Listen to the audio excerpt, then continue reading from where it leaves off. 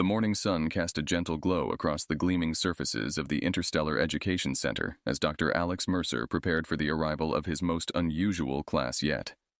His office was cluttered with holographic displays of various ecosystems and a stack of cultural integration manuals.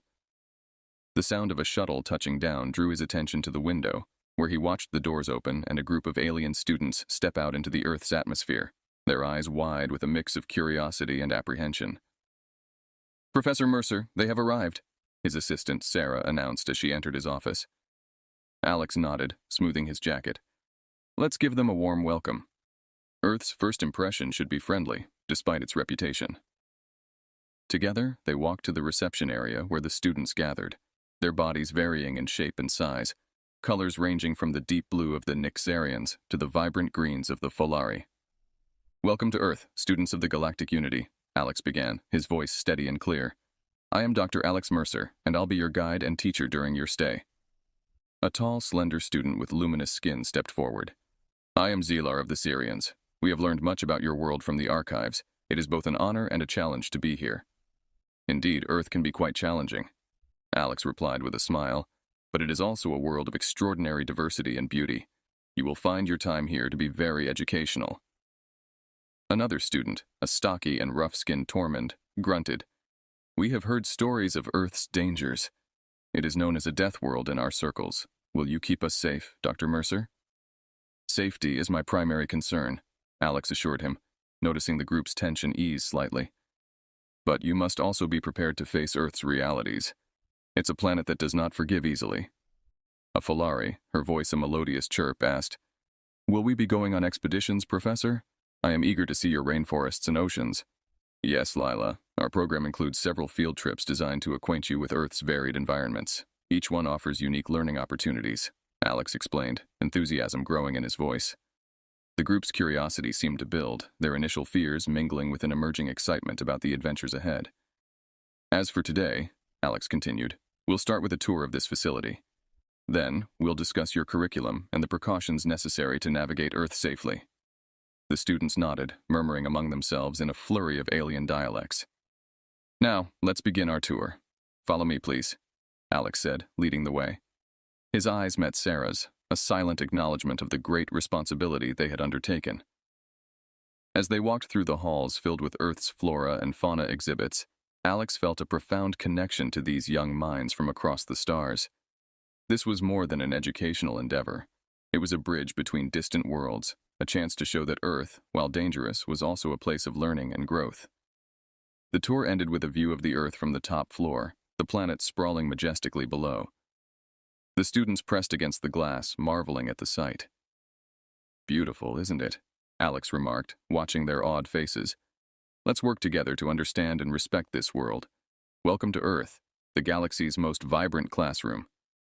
Dr. Alex Mercer watched his class assemble at the launch pad, buzzing with nervous energy as they prepared for their first field trip to the Amazon rainforest. The early morning light flickered through the trees surrounding the facility, hinting at the uncharted wilderness they were about to enter. "Remember, stay close and follow the safety protocols we discussed," Alex instructed, handing out the last of the personal translator devices. "The rainforest is home to more species than any of you can imagine, and not all are friendly." Zelar, the luminescent Syrian, adjusted the straps on his backpack. "I am ready to see these jaguars you spoke of, Dr. Mercer. Our simulations back home could never capture the essence of a real predator." Alex chuckled. "Let's hope the jaguars are not too eager to make our acquaintance. Keep your scanners on and stay alert." The group boarded the hovercraft and Sarah piloted them towards their destination. The dense canopy of the Amazon loomed ahead, a vast green ocean teeming with life.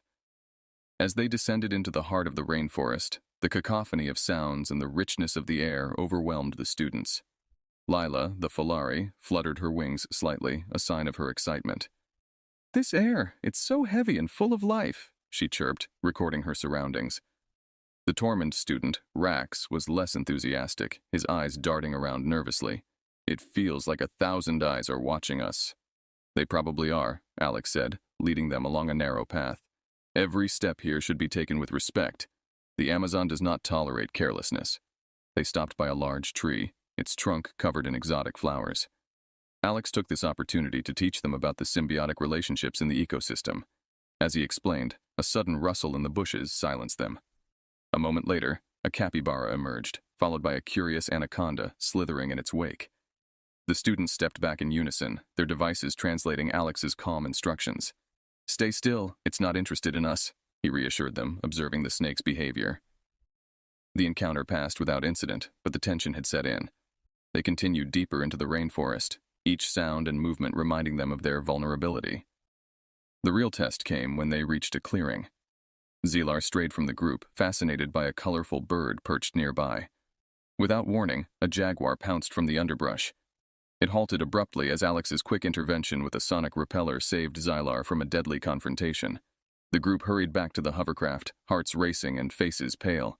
The ride back was quiet, each student lost in thought over the day's harrowing experiences. Back at the facility, Alex addressed the shaken class. "Today you faced Earth in its true form. It's beautiful but merciless. Let these lessons sharpen your senses and your respect for nature." Zilar nodded, his earlier bravado softened. "Thank you, Dr. Mercer. I did not truly understand what a death world was until now." As the students dispersed, Alex hoped the day's lessons would forge a deeper understanding and respect for Earth's complexities. The first expedition had been a close call, but it was only the beginning of their journey into the wild heart of Earth. After the harrowing experience in the Amazon, Dr. Alex Mercer decided it was crucial to escalate the practical training of his alien students. He stood before the assembled class in the training hall, a room equipped with simulations of various Earth environments. "Yesterday, you all got a first-hand look at why Earth is considered a death world," Alex began, his voice serious but encouraging. "Today we start intensive survival training. You need to be prepared for everything this planet might throw at you." The students exchanged uneasy glances, the memory of the jaguar attack still fresh in their minds. "Don't worry," Alex reassured them. "I'm here to guide you, and by the end of these sessions you'll feel much more confident about navigating Earth's ecosystems." He led them to the first simulation chamber, a replica of a North American forest in autumn. "We'll start with something less intimidating than the Amazon. Here, you'll learn basic survival skills, building shelter, finding food, and recognizing common but harmful plants and animals."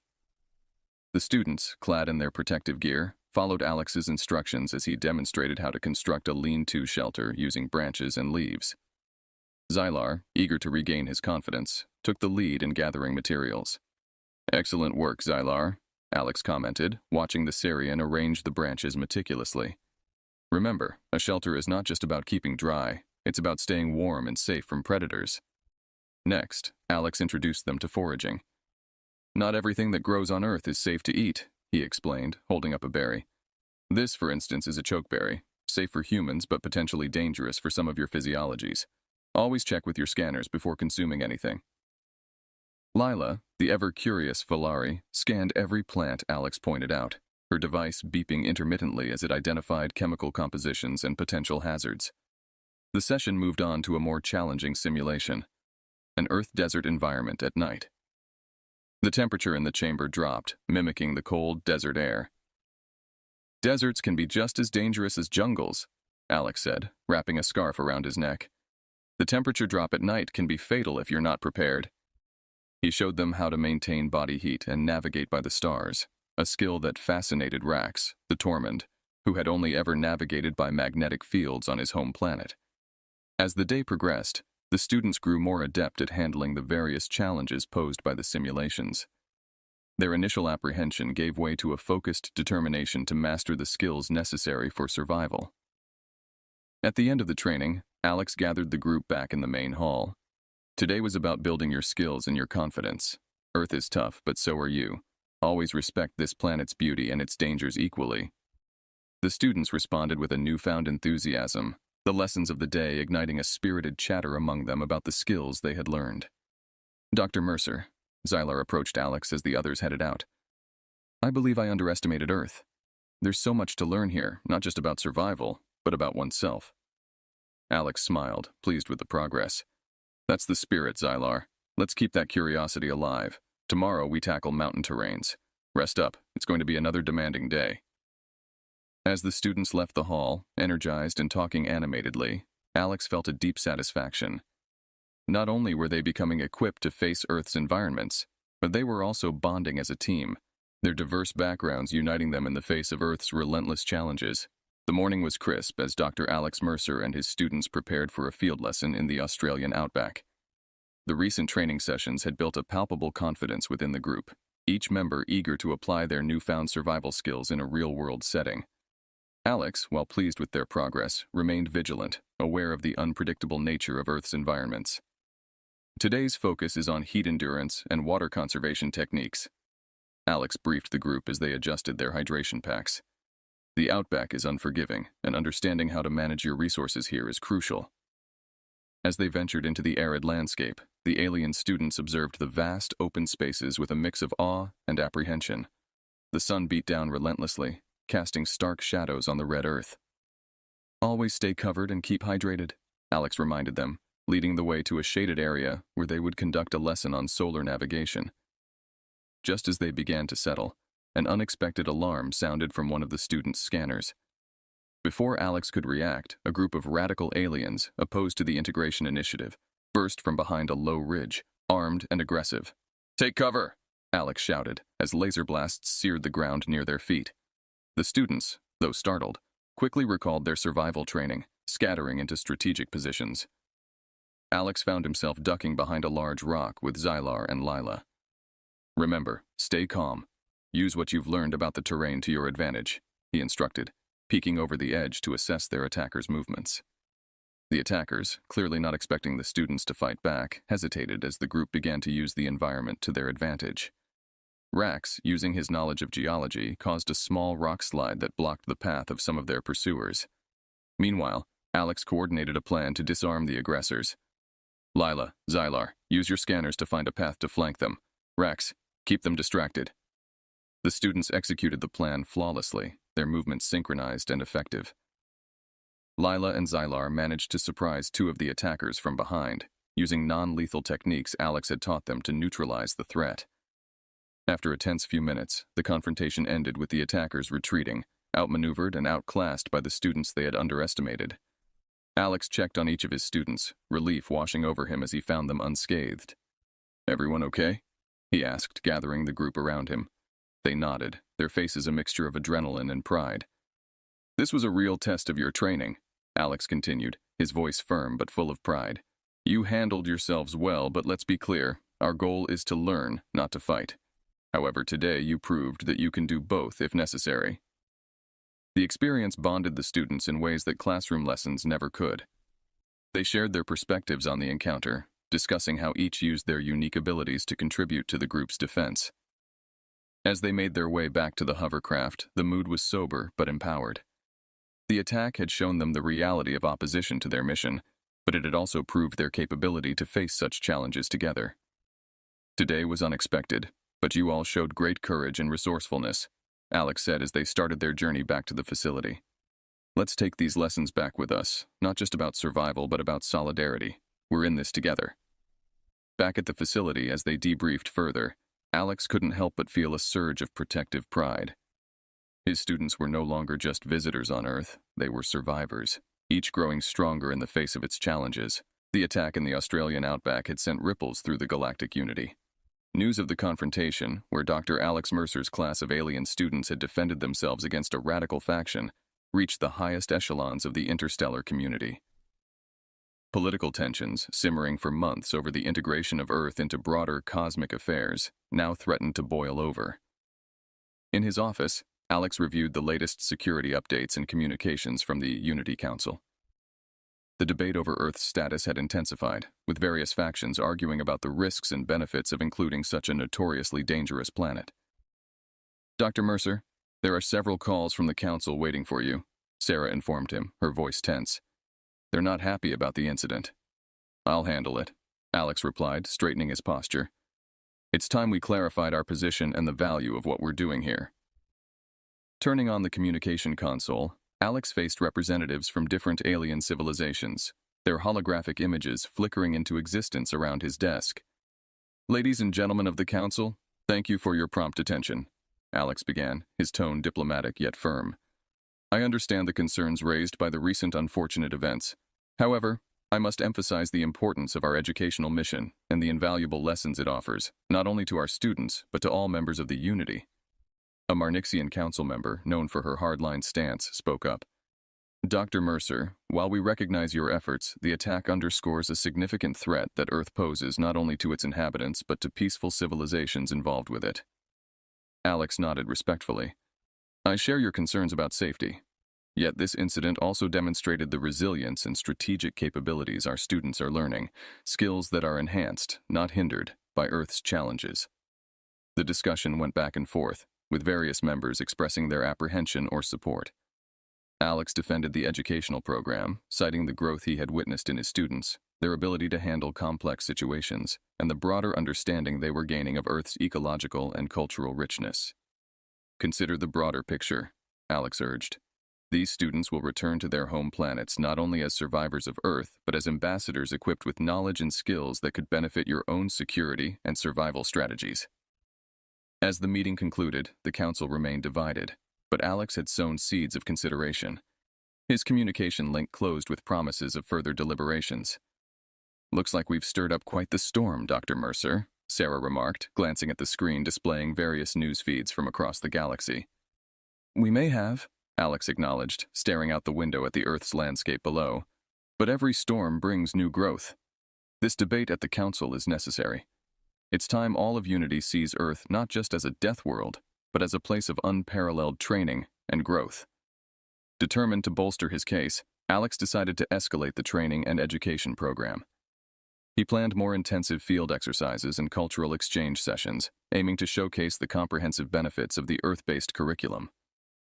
That evening, as he walked through the facility's corridors, Alex felt the weight of his responsibility not just to his students, but to the broader galactic community.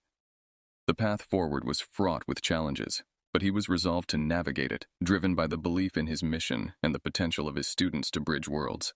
The Galactic Unity Council convened in the Grand Auditorium on the Central Space Station orbiting Xanthi 3, a neutral planet known for its historical role in interstellar arbitration. Dr. Alex Mercer, having been invited to speak, prepared his notes one final time before stepping into the spotlight of the galaxy's most pivotal forum. As Alex took his place at the podium, the chamber buzzed with the low murmur of countless species, each representative waiting to hear his defense of Earth's inclusion in the galactic unity. The large holoscreens displayed views of Earth and scenes from the students' training sessions. Ladies and gentlemen of the Unity Council, Alex began, his voice echoing through the chamber. Today I stand before you not just to defend Earth's status as a member of this esteemed unity, but to highlight the exceptional learning environment it provides. He clicked a button, and the screens showed images of the students working together during various training exercises. Consider these young minds, Alex continued, pointing to the visuals of alien students navigating the challenging terrains of Earth. They came to Earth as novices to its dangers, and are now adept at not only surviving, but thriving in what many of you refer to as a death world. A murmur ran through the crowd as Alex detailed the curriculum and the survival skills taught, emphasizing the adaptability and resilience required to manage Earth's environments. Earth's unique position as a so-called death world does not make it a threat, Alex argued. Instead, it offers unparalleled training opportunities, fostering skills that are beneficial beyond its atmosphere. Where else could one learn such valuable lessons in such a demanding yet controlled environment? A council member from the Turellian system raised a question. Dr. Mercer, while your points are compelling, how do you address the inherent risks these students face? The recent attack is a testament to the volatility not just of Earth, but of exposing our youth to its dangers. Alex nodded, acknowledging the concern. A valid point, and not one I take lightly. However, the attack also demonstrated the effectiveness of our training. The students defended themselves admirably, showcasing their capability to handle unexpected threats. Such experiences, though regrettable, are invaluable in preparing them for the universe's unpredictability. He concluded, by integrating Earth into our educational frameworks, we equip our future leaders with the fortitude to face and overcome adversities. What they learn from Earth, they can apply anywhere, making them invaluable assets to their home planets and to the unity as a whole. The debate that followed was intense, with various factions airing their views. Supporters of Earth's inclusion praised its role in enhancing survival skills and promoting intercultural competence among the students. Detractors raised concerns about safety and the potential for further incidents. As the session drew to a close, the council president called for a preliminary vote to gauge the mood of the assembly. The result was narrowly in favor of continuing Earth's inclusion, but with stipulations for increased oversight and regular safety reviews. Alex stepped down from the podium, satisfied that he had made a strong case, but aware that the battle was far from over. As he left the chamber, several representatives approached him, expressing interest in visiting Earth to see the program firsthand. "Thank you, Dr. Mercer," said a delegate from a previously undecided planet. "Your presentation opened our eyes to the potential benefits of Earth's rigorous environment. We look forward to learning more."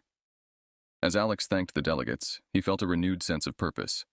The road ahead was fraught with challenges, but today's debate had moved the needle, hopefully paving the way for a deeper understanding and appreciation of Earth's unique value to the galactic unity.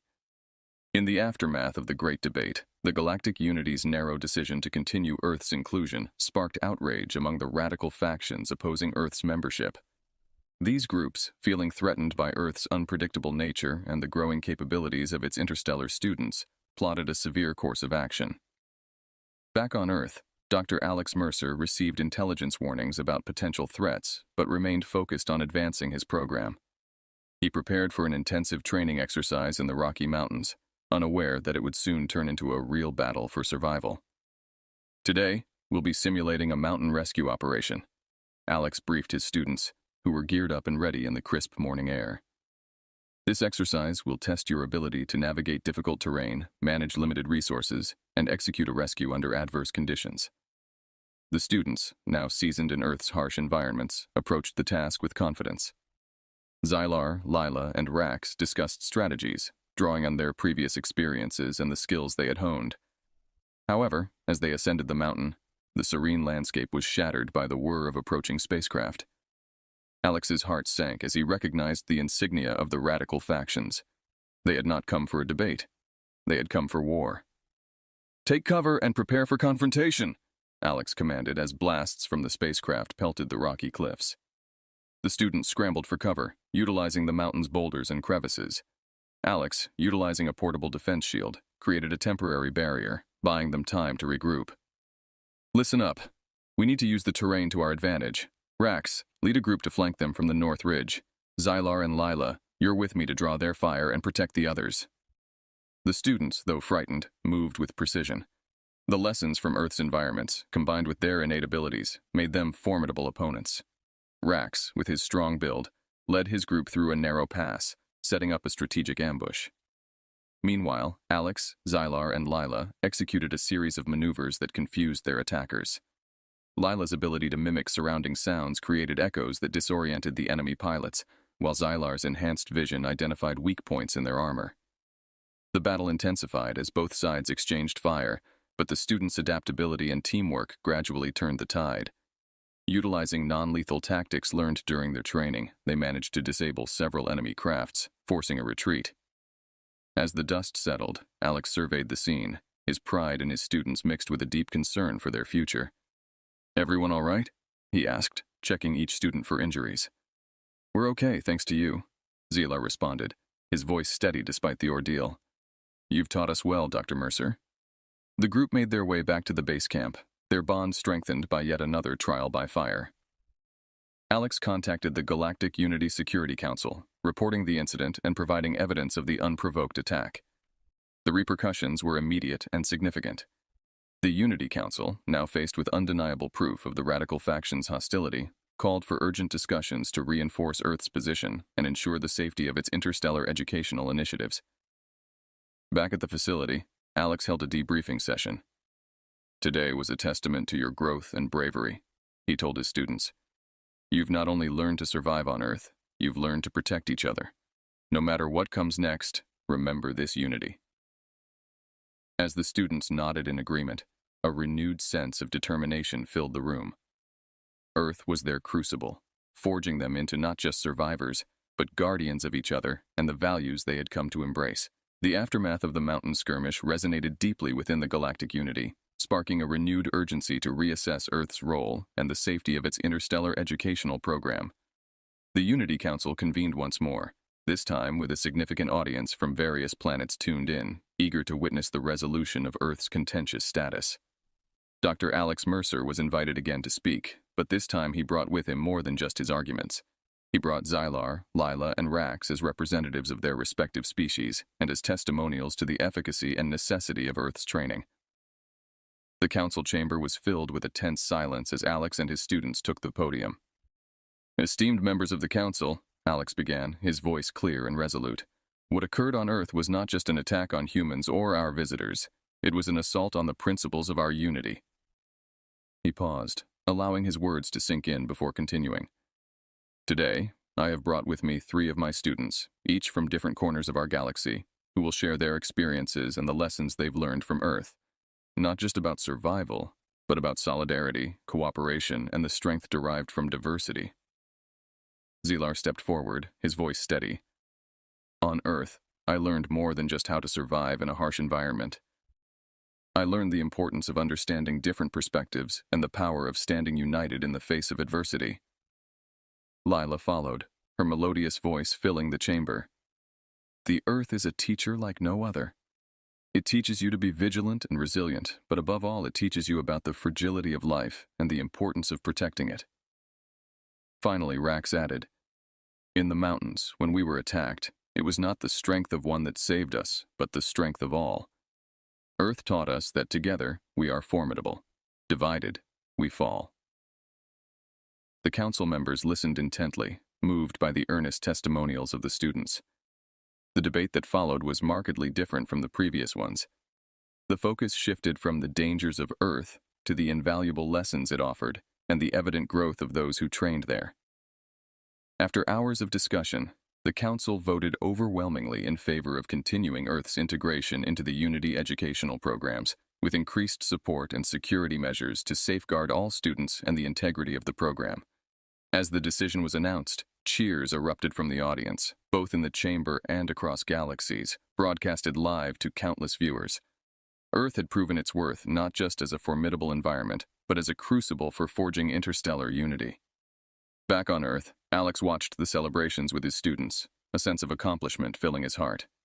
"What we have achieved here will resonate across galaxies," he said, looking at the faces of his students, now ready to return to their planets not as mere survivors, but as ambassadors of Earth's rigorous yet rewarding lessons. "Thank you, Dr. Mercer," Xylar said, speaking for all his peers, "for believing in us and for showing us that it's our differences that make us strong." As the students prepared for their departure, they knew they were leaving Earth changed, carrying with them not just memories of their trials, but the knowledge and unity they had gained. Earth had indeed been a death world, but in its challenges, it had taught them the true value of life and unity. Lessons they would take back to their corners of the universe, forever linking them to their second home, Earth.